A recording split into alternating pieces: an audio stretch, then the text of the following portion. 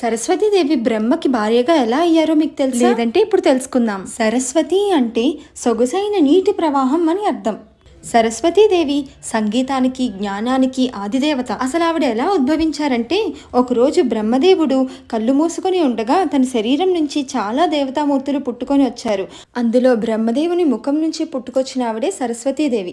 అప్పుడు సరస్వతీదేవి, నా పుట్టుక వెనకాల ఉన్న కర్తవ్యం ఏంటి స్వామి అని బ్రహ్మదేవుడిని అడిగారు. అప్పుడు బ్రహ్మదేవుడు, సరస్వతి, నువ్వు 3 పనులు చేయాలి.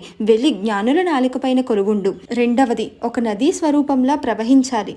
3వది, నాకు భార్య కింద ఉండి ఈ సృష్టిని చేయడానికి సరిపోయే జ్ఞానాన్ని ఇవ్వు అని అడిగారు. అలా బ్రహ్మదేవుడు సరస్వతీదేవిని వివాహం చేసుకున్నారు. బ్రహ్మదేవుడికే జ్ఞానాన్ని ప్రసాదించిన శక్తివంతమైన దేవత ఆ సరస్వతీదేవి. అలాంటి సరస్వతీదేవి మనందరికీ జ్ఞానాన్ని ప్రసాదించాలని కోరుకుంటూ జై సరస్వతీదేవి అని కామెంట్ చేసి ఈ వీడియో లైక్ చేసి మన ఛానల్ని సబ్స్క్రైబ్ చేసుకోండి.